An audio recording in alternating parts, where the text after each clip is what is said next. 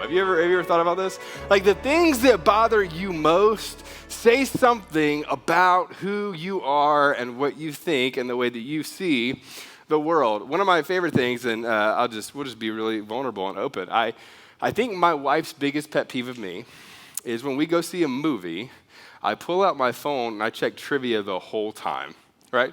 Does anybody else do that other than me? Is anybody else like I feel very, very lonely right now. This is great. Really hoping that was one of the first. I will be on IMDb checking, and you know what's bad about it is it's a dark room. And so I'll be there with like my, sort of thing.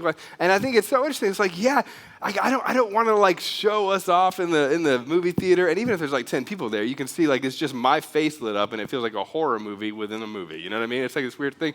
And our pet peeves, they do something about us. They show something about ourselves. They show something about what we like, what we dislike, but they also show something about the things that just bother us. And most of the time, it's connected to something that's a little bit deeper than just you don't like something, right? Like for those of us who get annoyed by lateness, where was lateness at? Right here. There's probably something about that where you experience somebody who is consistently late, right? Disorganization, was that yours back here? Yeah, you get this, right? That's probably because you have been around somebody who is disorganized at some point in your life. Don't point to them now, but you get it, right? Like there's a little bit of this thing where it talks about kind of who we are and the way that we think and the way that we see the world. And it really cues us to how our brains actually work within relationships. Your brain works in a fascinating way when it comes to the friendships, relationships, and also enemies that you have, right? Like there's something about the people that annoy you and that you don't like that also communicates something about you. Now, your mind is so fascinating. We talked about this last week, that your thoughts are interesting because sometimes you can control them, sometimes you can't. Usually a thought comes in and it circles around in your brain the way that you see somebody or see a situation or see the world. And sometimes it's a really healthy thought. It's one of those thoughts that you want to like grab hold of and remember and let it kind of become a part of you. And then there are thoughts that you don't want anybody else to know, right? And then there are thoughts, which I love, that you have that other people know that you're having just by looking at your body language as you're having it, right? There are these moments where these thoughts that you have are coming into your mind. So what we talked about last week was how important it is to be observer of the thoughts that you have, to actually step outside and zoom out and see the thoughts that you have and acknowledge them as they pass through you, and then not just acknowledge them, but also go a step further than that and also be a gatekeeper, right? If you acknowledge the thoughts that you have as they come in, then you also want to be a gatekeeper to make sure the thoughts that are coming in are good thoughts that you want to settle in there. And we talked about last week, and this is where we'll pick up today, is also learning how to reframe the thoughts that we have, specifically the ones that are toxic, so that you can make sure that you're moving towards a healthy life. Now, I want to give you a couple of disclaimers before we jump into what we're going to talk about today. For those of you who showed up today and you knew what we were talking about, you were probably pretty open to the topic of mental health. For some of you that are watching online, some of you are watching this later on, you may or may not be open to it. You may have stumbled upon this. The idea of mental health is something that's so interesting because some people are very open to talking about it. Other people are very closed off about it. And some of you are here because you think somebody else should be hearing this. And so you're just here for them as support, you know? But what I want to talk about for the next few minutes is actually the part of mental health that I think affects every single person in this room. And so last week, I kind of went first, right? I talked about this. This is me when I was in 7th grade. What I told you last week is I loved middle school. I was probably one of 7 people on the planet that loved middle school. I think that's because I grew fast, right? So I was like a 6'1" middle schooler, so I was athletic, and I did all of these sorts of things, and I loved middle school. In fact, most people who would have talked about me during the season of my life would have talked about how happy I was, how joyful I was, how good things were. But what's so interesting is, and this picture was taken, I believe, at a baseball game that I was watching, the only person in the world who knew what was actually happening in my mind or my head was my mom at the time. And it was right around this time that I started having panic attacks and anxiety sort of things. And I didn't know what was happening, and I have all these questions. And there were times where I didn't even know why I was upset, right? And so what I told you last week is I actually progressed through a lot of my life. Middle school, high school, parts of college. I landed in one of my first jobs. I told you last week I sat next to or across from a CEO or executive of one of the largest companies in the country. He was a part of our small group stuff that we were doing at a church that I was at. And I remember him telling me, he just simply said, he kind of opened it up, asked me about this, and then he simply said, me too. And there was something about knowing that there was somebody else who experienced success or that moved forward in life in the midst of all of this kind of thing that made me feel comfortable enough to lean into it. Now, this topic of mental health is extremely important because if we don't identify it or at least open up and talk about it, it's kind of like this thing that just grows over here consistently in the darkness. And some of you in the room, you're extremely gifted at compartmentalizing this thing that's just growing over here without ever actually acknowledging it. And then, oftentimes what people do is they do begin to acknowledge it or they open that box and lean into it. And then what I think is so fascinating is the church is often extremely silent on the topic of mental health, which is so weird to me, right? Some of you grew up in churches that if you were to talk about seeing a counselor, it would be like a taboo thing to say, right? Some of you grew up in places where if you talked about like some struggle that you had or anxiety that you had or panic attacks or some form of depression that you had, or for those of you who are the moms in the room, some form of postpartum kind of struggles that you may have had, they would have looked at you and they would have talked about all the things that you could have done and should have done, but they would have been very simplistic sort of answers, right? I put in my notes to say it this way, that many of us were taught that we could just faith our way into a healthy mental space.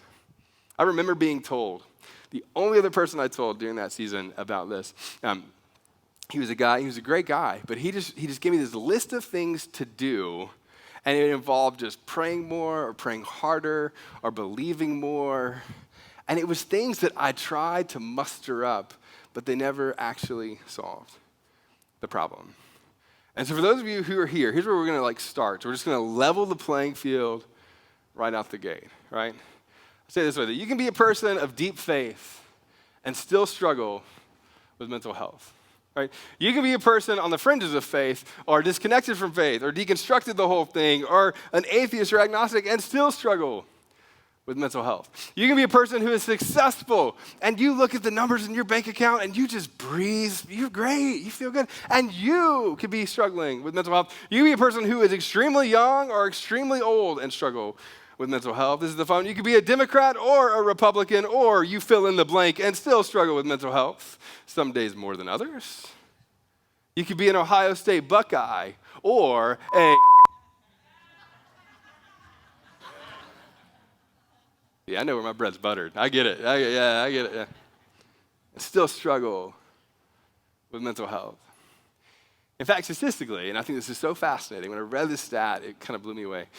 46% of people, the general population, will experience a diagnosable mental health problem in their lifetime. Which means, I'd love for you to do this. Look to your left real quick. Look to your left. Now look to your right. Some of you did. Wait, hold on. Let me figure this out. Yeah. Statistically, one of those people will have something that's not just like, I had a bad day, but something that's more than that.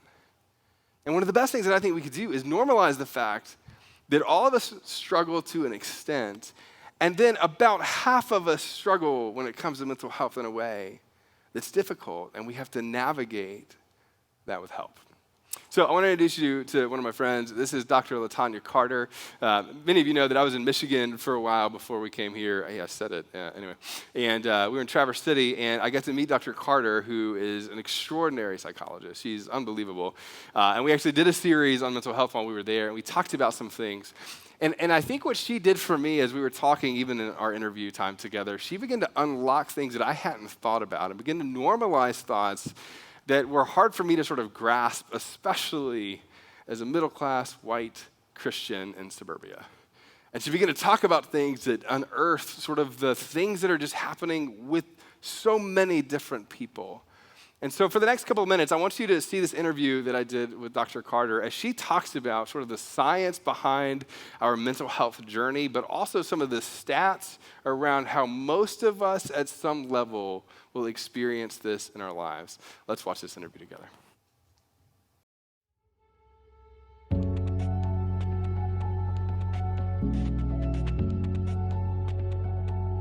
Dr. Carter, thank you again for joining us today. I'm so glad that you're with us. Today, what we've been doing is we've been talking specifically about mental health, but also the stigma that comes with this topic. And in our culture, but I think especially in the church, oftentimes it feels like the topic of mental health is taboo. And I'm curious, why do you think that is? Why is it hard to talk about? Broadly speaking, I think mental health has been difficult for people to understand, and that it's a long-standing history. So in this country, and actually globally, you see people with mental health problems as being portrayed as very odd, unusual, people sometimes being violent because they have mental health problems. And because of that, there's been a lot of withdrawal from those individuals. There's a lot of fear that I think the general public has or has had because of people with mental illness. And it's simply because they don't understand what's going on. I think we see individuals who believe that their immoral behavior or sin has caused their mental health problems. So they don't want to talk about it because then they also have to talk about the sin that supposedly caused the problems too. And so there's a lot of silence there. And then in general, there's a lot of shame, I think, in the Christian community when we have mental health problems because we assume that our faith should make us better, Right. And there's a lot of pressure that we put on ourselves that we're not good Christians if we're not healthy. And so that lack of transparency, I think, is the result of feeling that shame. So in recent years, there's been a lot more sensitivity, not just in the general public, but also in the church, toward people with mental health problems. I just think there's still some work to be done. There's still some misinformation out there that's leading to that stigma lingering around a little bit. So let me ask you this. For those of us in the room who may not know or understand the data around how prevalent this actually is, can you give us some insight into exactly what we're talking about? Roughly 46% of the American population will experience some type of diagnosable mental health problem in their lifetime. So that's pretty close to half the population. Right now, about 1 in 5 adults will have some type of mental health disorder in a year's time frame, and 1 in 6 children, so ages roughly 6 to 17 minors, will have some type of mental health diagnosis within a year's time frame. People who have a mental health disorder typically live significantly less long than those who don't. So there's a 25-year difference that we see. And for people who have mental health problems, they shorten their lifespan. A lot of that is because of the chronic medical conditions that often come along with having a mental health disorder, a severe mental health disorder. We also see that anxiety accounts for about 20% of the diagnosis that we assign, with depression not being too far from that. There is no significant difference in terms of the occurrence of mental health problems from those in the general public to those who are in the church. And so your faith doesn't fix you, in that regard. And then suicide unfortunately has increased significantly, about 33%, from 1999 to 2017, which is when the CDC did their last publication on it. And suicide is the second leading cause of death for people ages 10 to 34. It's the fourth leading cause of death for people ages 34 to 54. And in the state of Michigan, someone dies by suicide every 7 hours. So when I hear these statistics, it feels like especially suicide is increasing, but a lot of them seem like they are as well. Why do you think that is? Why are these rates increasing over time in the way that we're talking about it? Well, part of it is professionally, I can speculate to this. We have come up with more sensitive ways of measuring for mental health issues and symptoms, and so our diagnostic tools have become more advanced in that regard. I think there's a lot of pressure as well, from teenagers and adults are experiencing that has increased over the years. Pressure to be perfect, pressure to be successful, pressure to be fill in the blank, right? And that pressure, leads to anxiety. It also leads to a sense of wanting to escape. Right? I don't want to be here. Helplessness and hopelessness tend to be predictors of suicide. And so when you have the withdrawal of the general population from the church, right? That's a part of it as well. They're not getting those gospel messages of hope, and now they're getting messages of negativity, of, through the media. You see all of the destruction in the world and all the bad things that are happening, and there's nothing to counter that. There's nothing positive to counter that.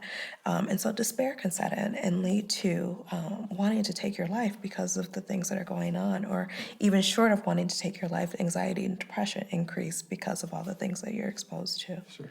I think of the parents in the room who have teenagers in particular, right? And you said, like, especially that number has increased.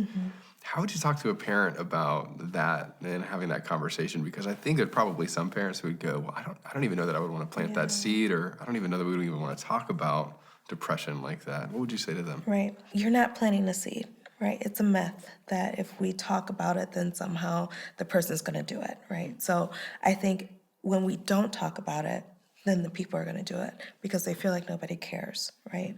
And so asking the question gives the person permission to say, yes, I'm hurting. This is what's going on with me.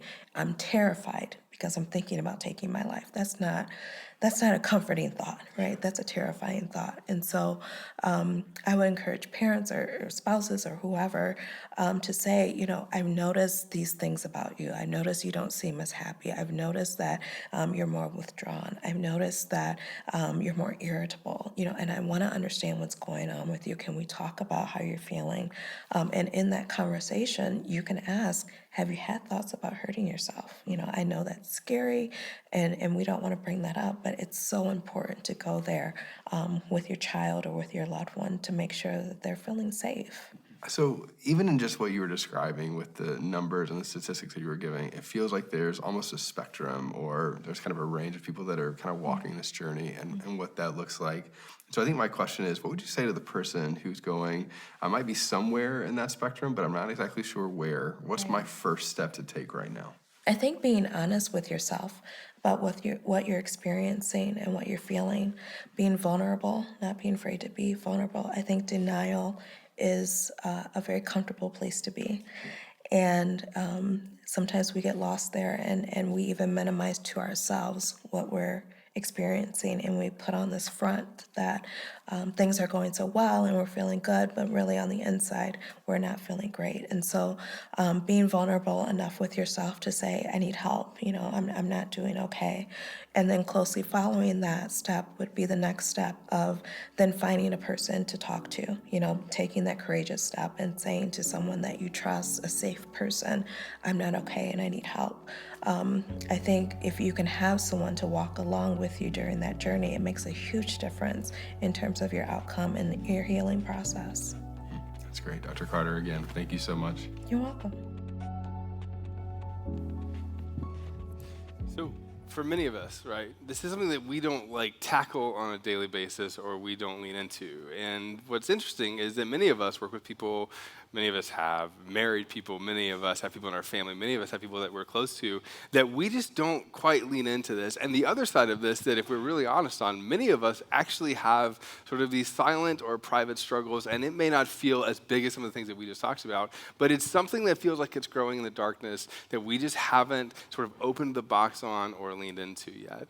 Now, what's interesting for me about Scripture is that a lot of people assume that the Bible doesn't talk about these things, but the Bible actually talks a lot about our anxious thoughts and anxiety and the way that people interact and see the world. In fact, in the New Testament, you see this many different times and many different writers actually unpacking what it looks like to lean into anxiety and what that actually means. And one of those is a guy named Peter. Now, if you grew up around church, you've probably heard versions of this. You've probably heard different verses that are around this. In fact, if you grew up in my household, my great-grandmother actually had one of these sewn into a precious moments thing. Anybody remember precious moments? Do you remember these? Some of you are like, oh, now I'm feeling really nostalgic. That's great.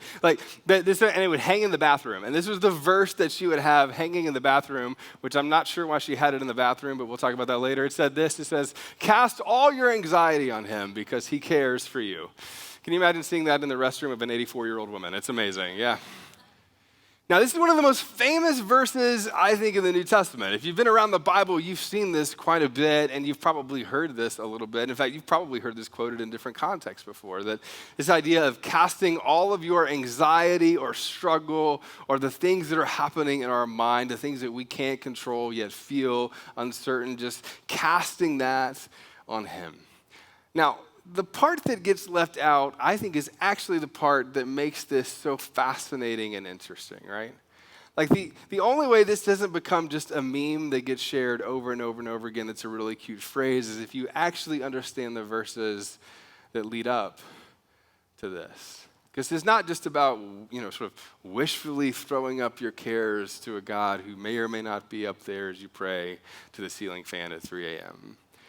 It's actually something that involves something you should do. And it involves sort of the gripping of your heart and you actually moving to lean into this God with something that feels wildly disconnected, right? In fact, as soon as I kind of show you the verses leading up to this, some of you are going to check out immediately. So here's what I'm going to ask you to do just for a second, right?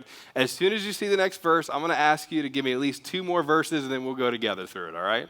It's going to feel overly simplistic and very disconnected, but the way that Peter talks about this is actually extraordinarily beautiful in the way that it connects to anxiety. Here's what Peter says before he says this. He says, all of you, this group of people up and down this sort of Roman province and all of these little sort of towns and cities in this way. He says, all of you, clothe yourself with humility towards one another.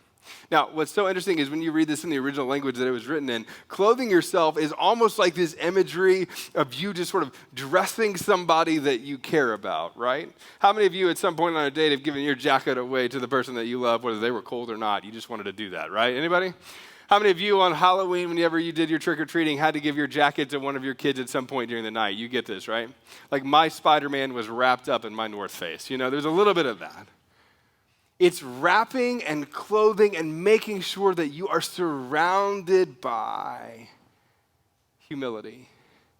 And humility is so interesting because it's something that everybody thinks that everybody should have. And everybody thinks is disconnected to anxiety and struggle and worry. He says, all of you clothe yourselves with humility towards one another. And then he goes back and he quotes a verse from Proverbs or these ancient sort of wisdom writings. And then he says something that's extremely uncomfortable. He says, God opposes the proud, but shows favor to the humble. Good night, sweetheart. I love you. Sleep good, Like the God of the universe stands in opposition to, stands back from the proud, but shows favor to or grace to those that are humble. Now, if I'm really honest, this would be one of those verses that I would love to just take out of the Bible. It's a whole lot more fun to preach it without this verse, right? The idea that the God of the universe actually opposes or stands against, or that there is actually some sort of consequence towards living your life in a way where you don't have humility. But the New Testament writers and the Old Testament writers all talk about how the God of the universe leans into the humble, but at the same time pulls back from those who are proud. And just to be overly simplistic, let's just be clear about what we're talking about. Pride in this context and the way that it was written is the assumption that you can do anything and you can do it on your own. Pride is the assumption for this group of people who were experienced persecution, this group of people who were very new believers at the time that Peter was writing to them and experiencing the world in a very different way and struggling with these sort of, political problems and these specific racial tensions that were going on at the time. He writes to this group of people and he says, look, you can't just do this on your own. Don't assume or don't be prideful in a way that just assumes that you can do this with your own strength and with your own power. Rather, clothe yourself with the idea that sometimes you just need help. Like humility leans in and says, you know what? I don't think I can do it all on my own. That I find myself in this posture of being open-handed either by my own doing or by the doing of the circumstances around me. Now you've seen this and you know this, right? Here's how you know it. You've seen somebody who was so close-fisted with their approach to their life or their situation or their struggle that they were kind of like wrestling this thing to be what they thought it should be, but they couldn't quite gain any traction. And then you've also seen somebody, and you've seen this before, that was so broken and humble and open-handed that they found themselves in a posture to go, I have reached the end of what I can do, and then on the other side of that, experience something that the only way you could really describe it would be beyond natural or supernatural or divine in some sort of way. So Peter continues on and he says this, he says, humble yourselves, therefore, under God's mighty hand, that he may lift you up in due time. Now, the humble yourself is a very difficult thing to do, especially if you've ever decided that you were going to now be humble, right? There's something about you going, I can't control this, and opening up your hands that's painful and difficult and requires you to acknowledge what your limits might be and to go, even in the midst of all of that, I'm going to bring the fullness of my struggle and say, God, if you're up there, I need you. Some of you have been followers of Jesus for a long time, and you thought that you were humble until that situation humbled you. And then you found yourself in a place where the only option you had was to be open-handed and say, God, here's every bit of it. Now, when it comes to your mind and the way that you think and see the world, here's what I want to tell you, and this is where we're going to spend the rest of our time. Humility requires you to go, there are certain parts of your life that you can order and reorder. There are certain steps that you can order and reorder. But then there are certain things that require you to be humble and simply say, I need help. And some of us in the room are better at that than others, right? Some of you are good at asking for help. And then some of you are kind of like me, and you don't like asking for help for anything, right? How many of you, if you were really honest, right, this would be just for a second, how many of you were the kid that wanted to do everything on your own, right? How many of you were the kids that were climbing the monkey bars saying, Daddy, I don't need you, as you fell down and busted your lip, you know? How many of you go, I don't need anyone or anything, I can do it by myself? And some of you, this is where it gets really fun. Most of your life, that might have been true. You made things happen for you. You did the thing that you set out to do, and then you got to the end of it, and you go, and now what? And you found yourself wondering what was on the other side of that and experienced forced humility at some point or another. Some of you, your journey when it comes to mental health began through betrayal or a broken relationship or struggle or pain that wasn't even your fault. And you were forced into a place where you were either going to decide that you were going to take it by the horns and wrestle that thing down, or you were going to go, I can't do that by myself. And your journey started in that trajectory. And you go, I'm either going to choose pride or I'm going to choose humility. That might have been our kids. That was pretty amazing. Did you hear that? That's kind of like their way of saying amen. You know what I mean? Okay. Now, I'll tell you what my one goal is. I'll give you all my cards. Are you ready? My one goal is that for those of you in the room who need to open the box up and lean in, for the next few minutes, I want you to think about doing that. And if someone has told you that you needed help, for the next few minutes, I want to convince you that they're right. And for those of you in the room who you would never say that you're prideful, but you also assume that you can do it all on your own. For the next few minutes, I want to unearth that, because I do believe deeply in my heart that when you find yourself in a place of humility, the only things that come from that are good. And when you find yourself in a place of pride, the only things that come on the other side of that are negative. And here's how we're going to frame it. Ready?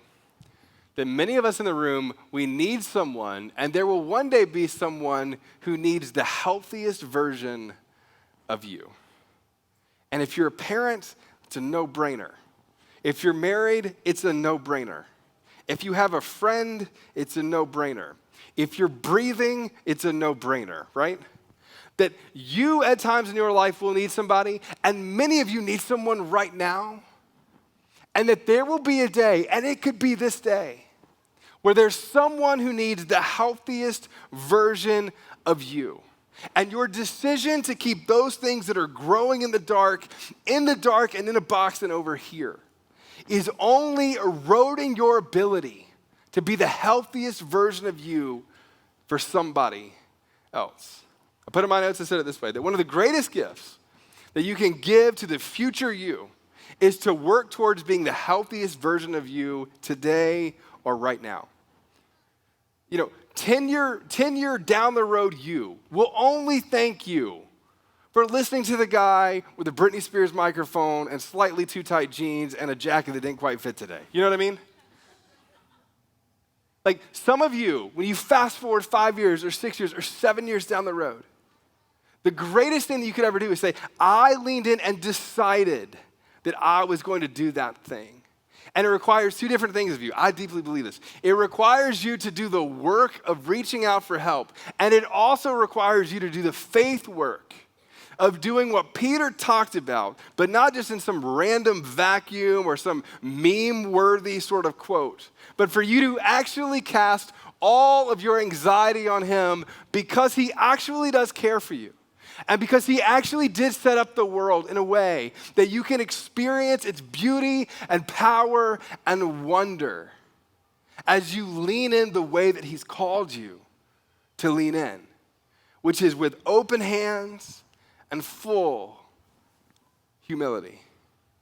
Put in my notes, I said this. When you think about what Jesus did on your behalf, two things are extraordinarily true. Right? When you think about the cross, it reminds us that Jesus is willing to carry the most broken parts of our humanity.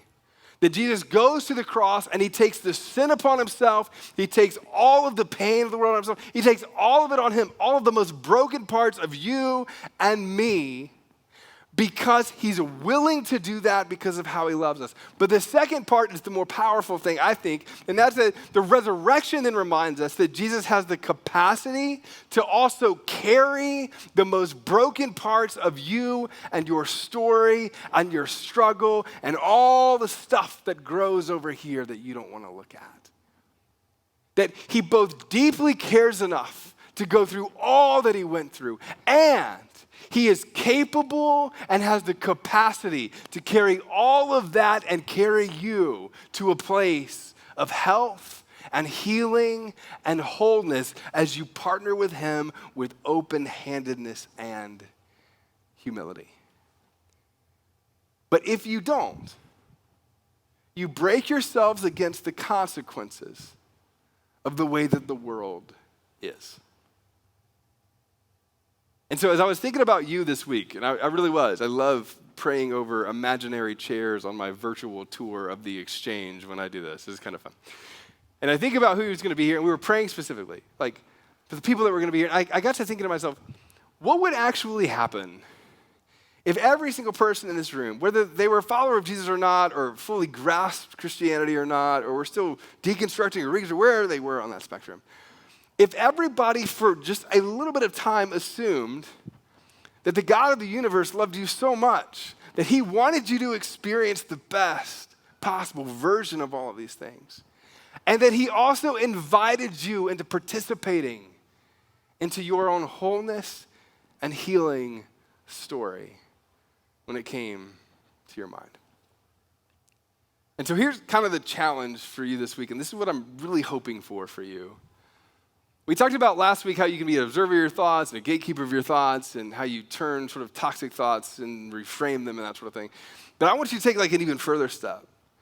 And for some of you, you did some of those things, you thought about your thoughts, you did all that this past week. But what I want you to do this week is to be a person who develops a brutally honest perspective of where you actually are. And here's what I mean by that. I don't think you can develop a brutally honest perspective of who you actually are on your own. You need other people to tell you what they observe. One of my favorite questions to ask people that I'm close to is, what are you seeing that I don't see, and what do you see that I need to be seeing?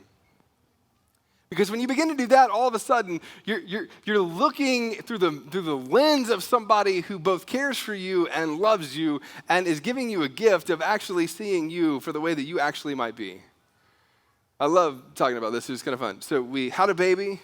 We launched a church. We had like a week sort of hospital stay with our newborn. We had all sorts of things going on within like an 8-week time period. One of the more difficult parts was my son started kindergarten. Nobody told me that was going to be that hard.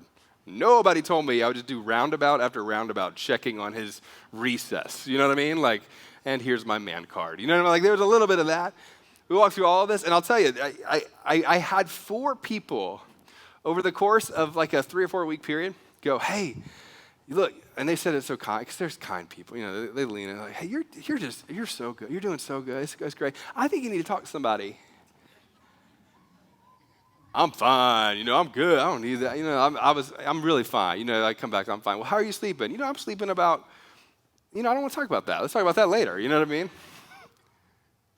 You know, I love this too. I would get like, I would snap, and I don't know why I'm snapping at people. You ever done this before? You know, you like, I don't know why I'm upset. I'm not upset at you.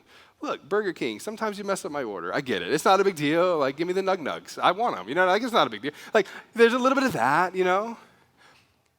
Like, why was that? Where did that come from? And there were these parts of me that would come out, and I wasn't sure where it was coming from, but the people that loved me the most knew that there was something that needed to be done. And I'll tell you, this is really, I was like, you know, you're probably right. And then I called a psychologist. I called one in a while. I was like, hey, we probably need to do this. And then he sent me how much it costs. I was like, whoo, Jesus. No, I'm kidding. It's worth every penny. And then I was like, no, let's do that. And, you know, and so we're leaning into that. I'll tell you, like, because it's not even the bad things. Sometimes life is just difficult and hard, and it pulls stuff out of, and you need to lean into those things. But you can only know where you are if you invite people that you trust in to speak into it.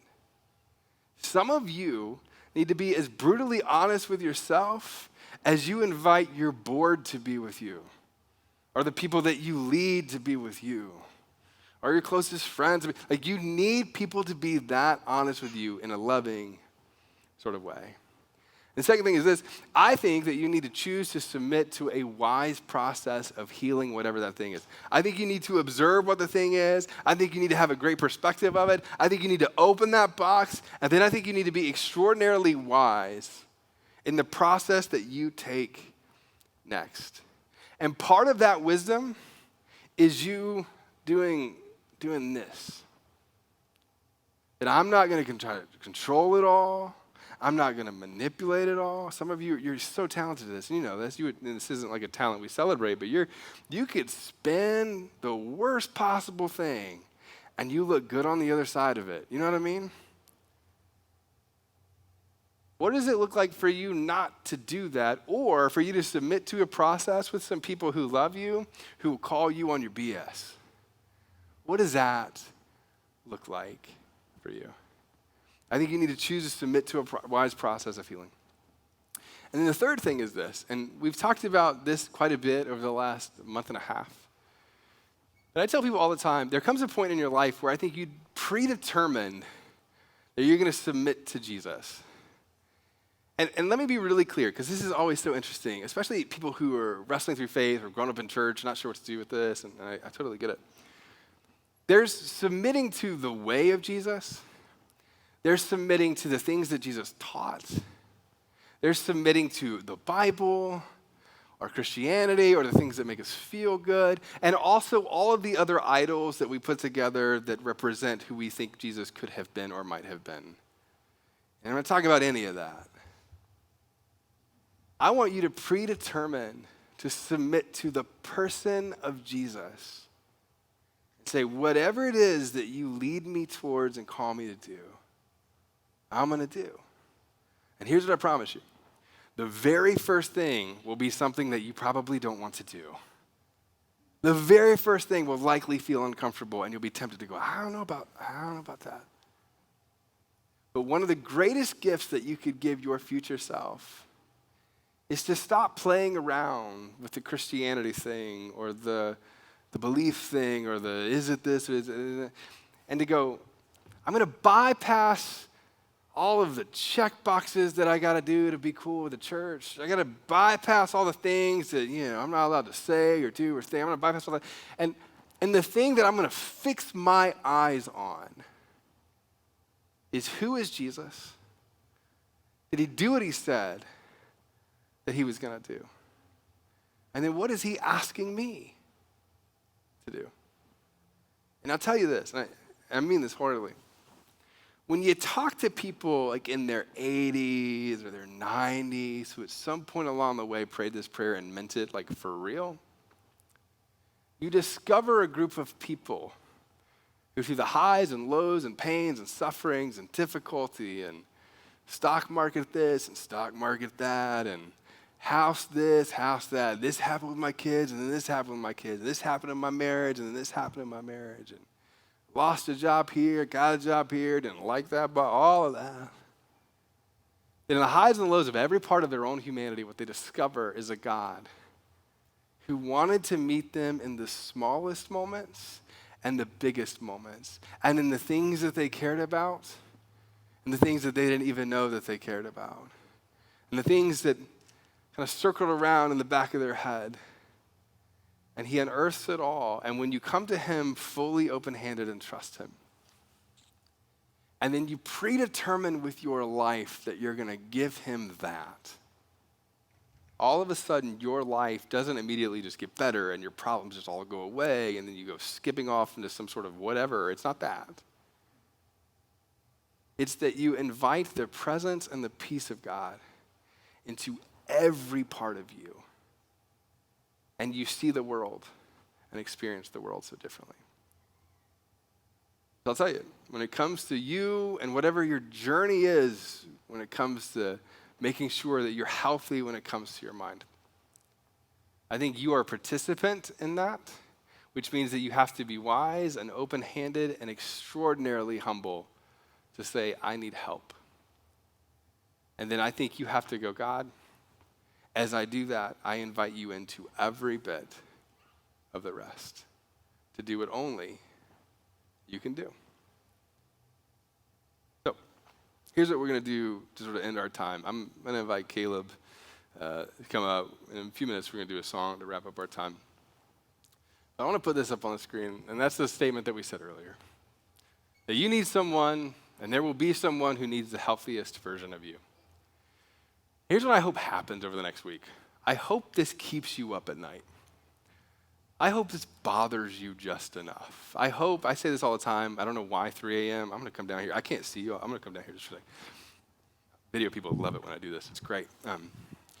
Here's what I'd say. I hope that it bothers you enough that it's not just about you anymore. Some of you, when it comes to the struggle that you've experienced or have continued to experience in your life, the only question that you've really asked is, how does this affect me? Or how is my pain affecting me? Or what is this doing to me? And so here's what I want you to do.